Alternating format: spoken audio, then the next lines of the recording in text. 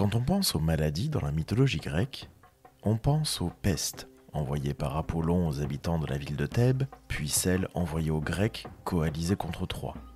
On pense encore au médecin Hippocrate, qui n'est pas si légendaire que cela. On pense enfin aux sacrifices que pouvaient opérer les malades et leurs familles pour conjurer les mauvais sorts. Pourtant, on oublie souvent qu'un jeune homme est devenu le premier médecin et qu'il a même bravé les règles de la mort, Asclépios. Et il l'a payé de sa vie. Prenons le temps d'observer son histoire par le petit bout du mythe. Aujourd'hui, Asclépios ou le médecin trop téméraire.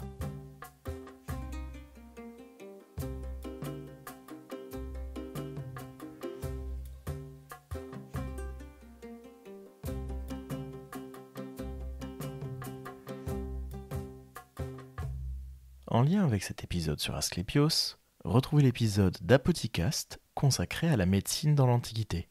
Je vous donne davantage d'informations à la fin de l'épisode et en description. Une fois n'est pas coutume, notons tout de suite que les auteurs s'accordent sur une seule ascendance pour ce personnage.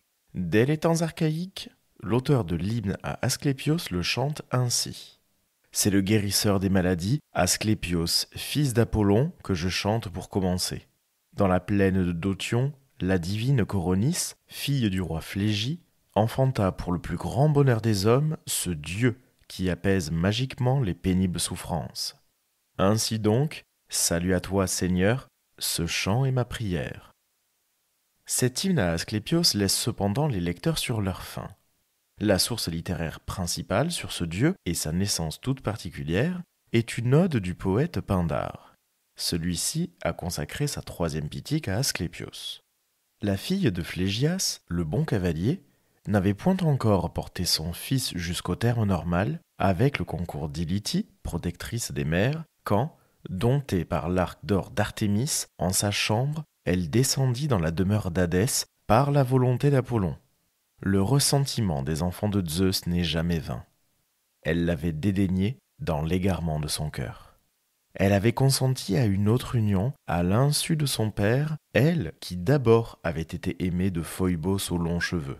Elle portait en son sein la pure semence du dieu, et elle n'attendit pas que vînt l'heure de la table nuptiale, l'heure où résonne la bruyante hyménée que les jeunes vierges, compagnes de l'épouse, aiment à venir chanter à la vesprée. Elle était éprise de l'inconnu, comme tant d'autres. L'espèce la plus vaine parmi les hommes, ce sont ceux qui méprisent ce qui les entoure et rêvent de ce qui est au loin, laissant leurs espérances irréalisables poursuivre des fantômes. Telle fut l'erreur fatale où la passion entraîna l'élégante Coronis. Un étranger vint d'Arcadie et elle partagea sa couche. Mais elle ne put échapper au regard du dieu. À Pytho, où affluent les victimes, se trouvait le souverain du temple, Loxias. Il apprit la trahison sans consulter d'autre confident que le plus droit de tous, son esprit omniscient. Il ignore le mensonge et ni Dieu ni mortel ne le trompe, ni en acte ni en pensée. Lors donc aussi, il vit les amours de l'étranger, Discis l'Iliatide.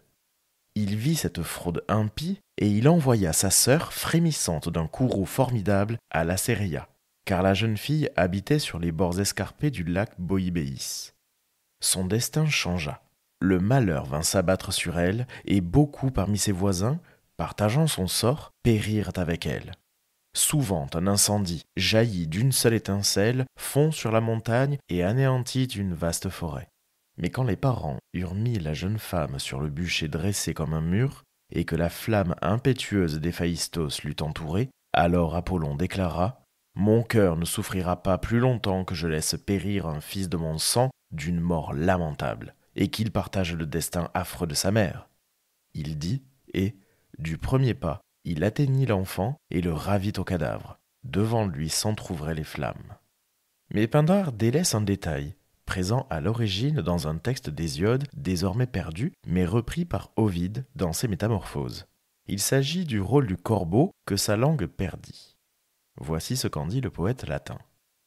Ce fut autrefois un oiseau d'argent aux plumes de neige. Il rivalisait avec les colombes immaculées et ne le cédait ni aux oies, dont la voix vigilante devait un jour sauver le Capitole, ni aux cygnes amants des eaux. Sa langue le perdit, sa langue loquace fut cause que sa couleur, jadis blanche, est aujourd'hui le contraire du blanc. Il n'y avait point de plus belle femme dans toute Lémonie que Coronis de Laris. Elle te plut, dieu de Delphes, du moins tant qu'elle fut chaste ou qu'elle échappa à ta surveillance. Mais l'oiseau de Phébus découvrit qu'elle était infidèle et, pour révéler sa faute secrète, ce dénonciateur inexorable s'envola vers son maître. La corneille bavarde le suit à tire-d'aile, curieuse de tout apprendre. Instruite du motif de son voyage, « Tu ne prends pas la bonne route, dit-elle.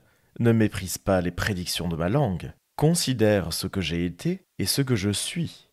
Et demande-toi comment j'ai mérité mon sort. Tu verras que c'est ma fidélité qui m'a perdu. » Un jour, Pallas avait enfermé Érictonios, enfant né sans mère, dans une corbeille tressée avec l'osier de Lactée, et elle l'avait confié à 3 vierges, filles de Cécrops au corps hybride, en leur défendant de regarder ce qu'elles tenaient secret.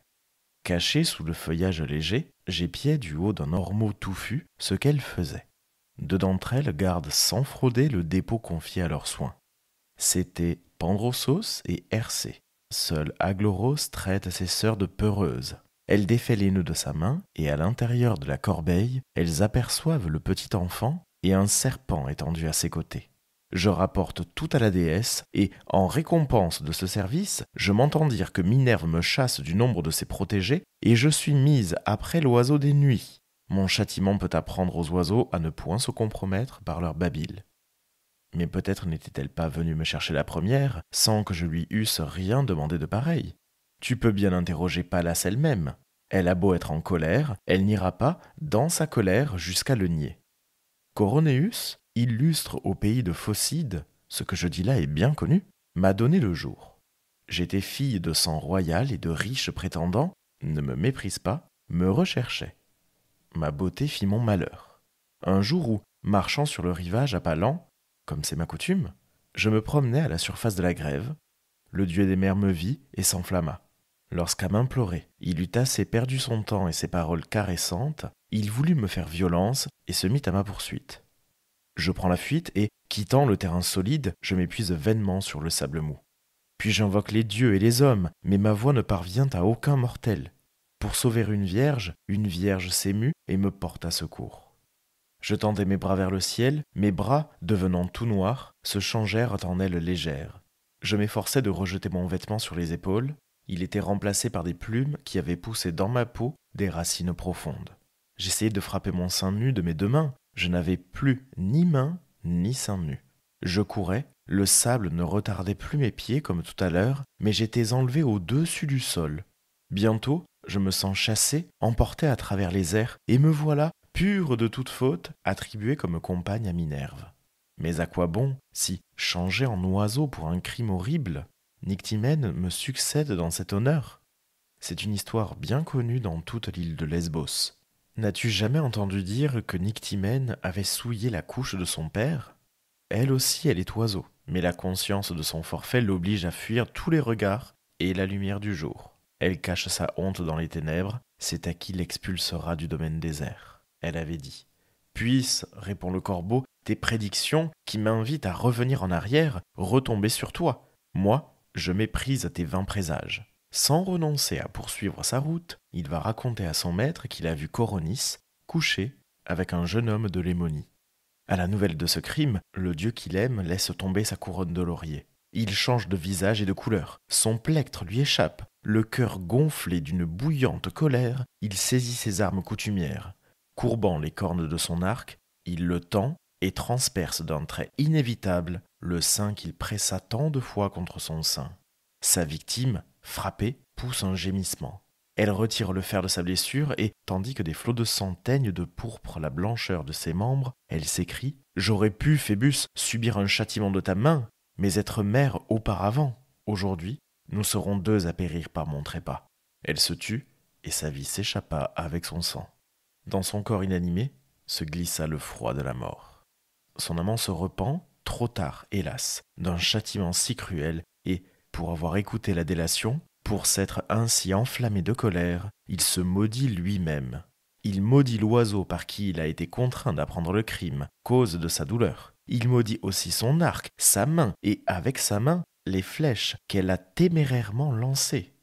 La jeune femme s'était affaissée à terre, il la réchauffe contre son sein.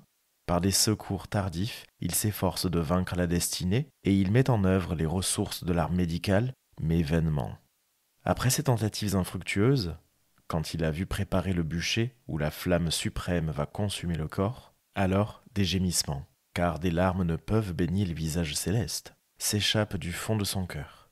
Ainsi gémit la génisse quand elle voit la massue qu'un homme a balancée près de son oreille droite, fracassée d'un coup retentissant les tempes creuses du veau qu'elle allaitait. Mais lorsqu'il a répandu sur le sein de son amie des parfums qu'elle ne peut agréer, lorsqu'il l'a embrassée et lui a rendu les justes honneurs que lui vaut une mort injuste, Phébus ne souffre pas que le même feu réduise en cendres le germe issu de lui. Il arrache son fils des flammes et du sein maternel et le porte dans l'antre de Chiron au corps hybride. Quant au corbeau, qui attendait la récompense de son fidèle récit, il l'exclut du nombre des oiseaux au blanc plumage. Parmi les êtres cités chez Ovide comme chez Pindare, le centaure Chiron prend une place importante. C'est en effet ce fils de Saturne, seul centaure immortel et civilisé, qui enseigne à Asclépios l'art de la médecine dès qu'on lui confie. Pindare, toujours dans la même Pitique, rappelle les enseignements de Chiron juste après la naissance d'Asclépios. Alors Apollon le porta au centaure de Magnésie et le lui confia pour qu'il lui enseignât à guérir les douloureuses maladies des hommes. Tous ceux qui venaient à lui, porteurs d'ulcères nés de leur chair, blessés en quelque endroit par les reins luisants ou la pierre de jet, le corps ravagé par l'ardeur de l'été ou le froid de l'hiver, il les délivrait chacun de son mal, tantôt en les guérissant par de doux charmes, tantôt en leur donnant des potions bienfaisantes, tantôt en appliquant à leurs membres toutes sortes de remèdes, tantôt enfin il les remettait droits par des incisions. Et le mythographe Apollodore reprend certains éléments du mythe d'Hésiode. Devenu chirurgien, Asclépios poussa son art si loin que non seulement il empêchait des malades de mourir, mais il ressuscitait les morts. Il avait en effet reçu d'Athéna le sang qui s'était écoulé des veines de la Gorgone. Il se servait du sang qui avait coulé des veines de gauche pour faire périr les hommes, et celui des veines de droite pour les sauver, et c'est ainsi qu'il ressuscitait les morts. C'est ce dernier point cité par Apollodore qui signe la perte d'Asclépios. Mais faisons un léger détour par la descendance du dieu. Asclépios a pour femme Épionée. Nymphe ou princesse, les auteurs restent peu loquaces. C'est en tout cas un personnage qui semble elle aussi soulager les maux de la vie. La Souda, une sorte d'encyclopédie byzantine du IXe siècle de notre ère, présente un très bref article sur Épionée en la donnant femme d'Asclépios et mère de 4 filles, Hygie, Églé, Iaso et Achéso. Pourtant, d'autres sources comme Pline l'Ancien citent aussi Panacée, et dès Homère, on compte aussi 2 frères, Macaon et Podalyre. Les auteurs ne font mention d'aucune autre compagne pour Asclépios, considérons donc que ces 7 enfants, auxquels certains auteurs, parfois romains, ajoutent une certaine Méditrine et un certain Télesphore. L'étymologie nous éclaire sur le rôle de chacun. Hygie est la représentation de la santé. Elle est connue sous le nom de Waletudo ou de Salus à Rome. Églé, la brillante, est la représentation de la santé rayonnante recouvrée par les malades. Panacée est la représentation de tous les remèdes donnés aux malades. Achéso est la représentation du processus de guérison. Iaso représente la guérison en soi ou la récupération après une maladie. Méditrine, enfin, la moins citée, semble être la déesse de la longue vie. Et parmi les garçons d'Asclépios, ceux qu'on appellera les Asclépiades, on compte les médecins Macaon et Podalyre. Ces 2 personnages sont présents sur le champ de bataille devant Troie, puisque l'un dirige un contingent de l'armée grecque et que l'autre apparaît comme un véritable médecin. Ce détail nous permet d'ailleurs de situer le mythe d'Asclépios une génération avant la guerre de Troie. Diodore de Sicile présente ces 2 personnages dans sa bibliothèque historique. D'Asclépios, dit-on, étaient nés des fils, Macaon et Podalyre, qui, après avoir acquis à force de travail leur art, participèrent à la campagne contre Troie aux côtés d'Agamemnon et de ses compagnons. Pendant la guerre, ils rendirent de grands services aux Grecs en soignant les blessés avec une extrême habileté et, pour ces bienfaits, ils reçurent des Grecs une grande considération. Ils furent exemptés des dangers du combat et des autres obligations publiques en raison du service particulièrement avantageux qu'ils offraient par leurs soins. Et dans l'Iliade, on nomme toujours Machaon comme Podalyre, les deux fils d'Asclépios. Enfin, un dernier dieu apparaît tardivement, et ce serait même un ajout celte du culte d'Asclépios. Il s'agit de Télesphore, un dieu de la convalescence représenté comme un homme encapuchonné. Il accompagne sa sœur Hygie et son père sur de nombreuses pièces de monnaie, mais aussi certaines sculptures. Et nous en avons fini des enfants d'Asclépios. Revenons donc une dernière fois sur ce personnage-là. Et la mort d'Asclépios est certainement la partie de son mythe la plus connue. Elle frôle l'hybris, cette démesure des hommes que les dieux détestent et punissent lourdement. Diodore de Sicile donne quelques détails supplémentaires. Remarquable par ses dispositions naturelles et sa perspicacité, Asclépios se consacra à la science médicale et fit de nombreuses découvertes qui contribuèrent à la santé des hommes. Il arriva à un tel point de renom qu'il guérissait, contre toute attente, nombre de malades désespérés, et c'est pourquoi il parut rendre la vie à bien des hommes déjà morts. Aussi Hadès porta-t-il plainte contre Asclépios, contre les Mythes, et l'accusa-t-il devant Zeus de réduire son pouvoir. Car il avait de moins en moins de morts, puisqu'ils étaient soignés par Asclépios. Irrité, Zeus tua de sa foudre Asclépios. Mais Apollon, irrité par la perte d'Asclépios, assassina les Cyclopes qui, pour Zeus, avaient forgé la foudre. Mais Zeus, irrité de leur mort, donna ordre à Apollon de se mettre au service d'un homme, et ce fut le châtiment qu'il reçut de Zeus pour ses crimes. Parmi les hommes qu'Asclépios aurait ressuscités, le mythographe Apollodore compte Hippolyte, le fils de Thésée, aimé par sa belle-mère Phèdre. D'ailleurs, Ovide reprend ce pan du mythe dans son poème Les Fastes et nomme Asclépios Esculape, nom romain du dieu. On verra se lever à l'horizon le jeune homme qui, foudroyé par les traits de son aïeul, tend ses mains enlacées par deux serpents. On connaît l'amour de Phèdre, on connaît l'injustice de Thésée. Par crédulité, il avouait son propre fils à la mort. Le jeune homme ne fut pas récompensé de sa piété filiale. Il se rendait à Trézène quand surgit un taureau fendant de son poitrail les flots qui se dressaient devant lui. Ses chevaux s'effarouchent, terrifiés, ils ne peuvent être retenus et traînent leur maître à travers les récifs et les écueils rocheux. Hippolyte était tombé du char, les membres empêtrés dans les guides. Il avait été emporté, le corps déchiqueté, et avait rendu l'âme à la grande indignation de Diane. « Tu n'as aucune raison de t'affliger, dit le fils de Coronis, car je rendrai la vie au pieux jeune homme en effaçant ses blessures, et mon art prévaudra contre sa funeste destinée. » Aussitôt, il tire des herbes de son coffret d'ivoire. Elles avaient sauvé jadis Glaucus de la mort, lorsque le divin devin recourut à des herbes aux vertus éprouvées et qu'il utilisa le remède d'un serpent fourni par un autre serpent. Il lui toucha 3 fois la poitrine, prononça 3 fois les paroles salvatrices.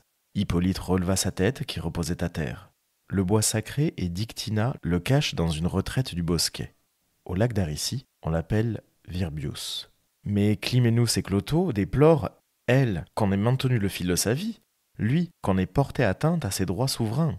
Jupiter, par crainte d'un précédent, lança sa foudre sur Esculape, qui avait apporté une aide excessive par son art. Phébus, tu te plaignais, mais Esculape étant Dieu, réconcilie-toi avec ton père. C'est en ta faveur que Jupiter fait lui-même ce qu'il interdit qu'on fasse. Ce que ne précise ni Diodore ni Ovide, c'est que l'homme chez qui Apollon est envoyé est Admète, le roi de fer, et l'époux d'Alceste, à qui nous avons consacré un épisode complet de ce podcast. Et dès le début de la pièce Alceste d'Euripide, Apollon rappelle la mort et l'histoire d'Asclépios en ces mots. « Ô demeure d'Admète, où je consentis à accepter la table du mercenaire, moi, un dieu, Zeus en fut cause. Il avait abattu mon fils Asclépios d'un trait de flamme en pleine poitrine. Alors en mon courroux, les artisans du feu de Zeus, les cyclopes, je les tuais. Et c'est ainsi que la condition de mercenaire chez un mortel me fut imposée en rançon par mon père. » Et à plusieurs reprises dans les extraits que nous avons lus, il est fait mention de constellations. Le poète latin Hygin présente aussi dans son traité d'astronomie la constellation du Serpentaire, ou Ophiuchus, parfois nommé le porte-serpent, au-dessus du Scorpion. Et voici ce qu'il en dit. Beaucoup d'astronomes ont imaginé ici Esculape, que Jupiter, par égard pour Apollon, plaça au ciel.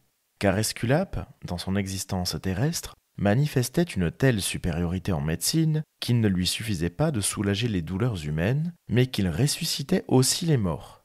En tout dernier lieu, dit-on, il guérit Hippolyte, tué par la malveillance de sa marâtre, et l'ignorance de son père, selon les récits d'Ératosthène. D'après certains, Glaucos, fils de Minos, dut à ses soins de revivre. Pour cet acte jugé coupable, Jupiter incendia sa maison frappée de la foudre. Quant à lui-même, par égard pour son talent et pour Apollon, son père, il le plaça au ciel, un serpent dans les mains. D'après certains récits, voici pourquoi on le fait tenir un serpent. Forcé de guérir Glaucos et enfermé dans un lieu secret, il tenait à la main une baguette, songeant à ce qu'il allait faire. Alors, dit-on, un serpent rampa vers sa baguette. Esculape, bouleversé, le tua en le frappant à coups redoublés dans sa fuite avec la baguette. Ensuite, raconte-t-on, un autre serpent survint au même endroit, tenant une herbe dans sa gueule, et la plaça sur la tête du premier, après quoi, tous deux prirent la fuite. Esculape utilisa donc cette herbe, et Glaucos ressuscita. En conséquence, dit-on, le serpent fut placé à la fois sous la protection d'Esculape et parmi les astres. Cette habitude conduisit ses successeurs à confier aux autres la mission de faire utiliser des serpents par les médecins. Et un dernier récit met en avant la vie d'Asclépios après sa mort. L'auteur d'époque romaine Lucien de Samosate a composé un bref dialogue mettant en scène Zeus, Asclépios et Héraclès, ces deux derniers comparant leur vie et leur rang. Voici le dialogue. Zeus. Asclépios et Héraclès, cessez donc de vous quereller comme des humains. C'est inconvenant et déplacé dans le banquet des dieux. Héraclès. Désires-tu donc, Zeus, que ce pharmacien soit mieux placé que moi à table? Asclépios. Oui, par Zeus, car je vaux mieux que lui. Héraclès. En quoi, tête brûlée? Est-ce parce que Zeus t'a foudroyé quand tu faisais ce qui n'était pas permis? Maintenant, c'est par pitié que tu as de nouveau part à l'immortalité. Asclépios. As-tu donc oublié, Héraclès, que toi aussi tu es mort brûlé sur l'état pour me reprocher d'avoir été victime du feu? Héraclès. Nos vies n'ont pas été identiques ni semblables. Je suis fils de Zeus et j'ai entrepris de nombreux travaux en purifiant le monde, en luttant contre des monstres et en châtiant les hommes insolents. Toi, tu es un coupeur de racines, un charlatan. Peut-être rends-tu service aux malheureux humains en leur prescrivant des remèdes, mais tu n'as montré aucune qualité virile. Asclépios. Tu ne dis pas que j'ai soigné tes blessures l'autre jour, quand tu es monté ici à demi consumé, le corps détruit par deux causes, la tunique et le feu par-dessus le marché. Moi, au moins, je n'ai pas été esclave comme toi. Je n'ai pas filé la laine en Lydie, vêtue d'une robe de pourpre. Je n'ai pas été frappé par Omphale, avec une sandale d'or. Je n'ai pas non plus tué mes enfants et ma femme dans un accès de mélancolie. Héraclès. Si tu ne cesses pas de m'insulter, tu sauras tout de suite que ton immortalité ne te servira pas à grand-chose quand je te soulèverai et te jetterai du haut du ciel, la tête la première, au point que Péan lui-même ne pourra guérir ton crâne fracassé. Zeus. Taisez-vous, je l'ordonne, et n'oubliez pas notre festin, sinon je vous chasserai tous les deux du banquet. D'ailleurs, Héraclès, il est juste qu'Asclépios soit mieux placé que toi, car il est mort avant toi. Et c'est ainsi que s'achève notre parcours dans l'histoire d'Asclépios, premier médecin et incarnation même de la médecine. Il reste un personnage important, tant dans la mythologie que dans le symbole, puisque le bâton d'Asclépios reste le symbole de la médecine et que la coupe de sa fille Hygie est le symbole des pharmaciens, tous deux avec des serpents qui s'entrelacent. Merci d'avoir écouté cet épisode du podcast par le Petit Bout du Mythe. N'hésitez pas à vous abonner à ce podcast sur votre plateforme de streaming préférée et à laisser 5 étoiles sur Apple Podcasts et Spotify. Partagez cet épisode sur les réseaux sociaux pour que nous soyons toujours plus nombreux à faire vivre ces petites histoires de la mythologie. Venez suivre le prof de latin grec et par le Petit Bout du Mythe sur Instagram et sur les autres réseaux sociaux. Vous pouvez prolonger l'aventure en lisant certains ouvrages qui ont été cités. Je vous mets la bibliographie en description et dans l'article du jour sur le site du podcast, le tout accompagné d'un dossier documentaire.